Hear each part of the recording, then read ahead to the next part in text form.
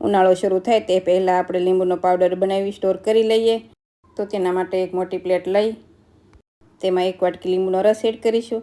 સાથે એ જ વાટકીના માપથી 4 વાટકી ખાંડ એડ કરીશું. જો તમારે સાકર એડ કરવી હોય તો પણ કરી શકાય, અને તમારે ઘરમાં રહેલી કોઈ પણ 1 વાટકીનું માપ સેટ કરી લેવાનું. જો આ માપથી કરશો તો પરફેક્ટ એવો પાવડર બનીને તૈયાર થઈ જશે. હવે બધું સારી રીતે મિક્સ કરી આ રીતે પ્લેટમાં ફેલાવી 2 દિવસ માટે પંખા નીચે રહેવા દઈશું. તો હવે 2 દિવસ થઈ ગયા છે, તો તેને આપણે આ રીતે સ્પ્રેડ કરી લઈએ. ફરી 2 દિવસ માટે પંખા નીચે રાખીશું. અને આ મિશ્રણને તડકામાં નહીં રાખીએ. જો તડકામાં રાખીશું તો ખાંડ છે તે પીગળી જશે. હવે ફરી 2 દિવસ જેવું થઈ ગયું છે, તો આપણે તેને સ્પ્રેડ કરી લઈએ. અને ખાંડ અને લીંબુ એકદમ ડ્રાય થઈ ગયું છે, તમે જોઈ શકો છો. આ રીતે ડ્રાય થઈ જાય એટલે આપણે તેને બ્લેન્ડ કરીશું. અને જો તમને થોડું ભીના જેવું લાગે તો 1 દિવસ માટે ફરી પંખા નીચે રહેવા દેવાનું.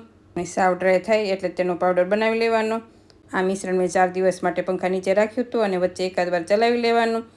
હવે આપણે તેને બ્લેન્ડ કરી લઈએ. આ પાવડર ઉનાળો શરૂ થાય તે પહેલાં જ બનાવી લેવાનો. જો વધારે તડકામાં આપણે બનાવીશું તો મિશ્રણને પંખા નીચે રાખીશું તો પણ ડ્રાય નહીં થાય અને ખાંડ પીગળતી જશે. એટલા માટે વધારે તાપ પડે તે પહેલાં બનાવીને સ્ટોર કરી લેવાનો. હવે તેમાં સ્વાદ પ્રમાણે નમક એડ કરી સારી રીતે મિક્સ કરીશું. તો હવે શરબત પણ બનાવી લઈએ. તો તેમાં 2 સ્પૂન લીંબુ પાવડર એડ કરી સાથે ઠંડુ પાણી અને ગુલાબની પાંદડી સુકાઈ ગયેલી છે તે એડ કરીશું. આ લીંબુ પાવડર તમે કોઈ પણ કાચની બોટલ કે ટાઈટ બોટલમાં ભરી આખા વર્ષ માટે સ્ટોર પણ કરી શકો છો.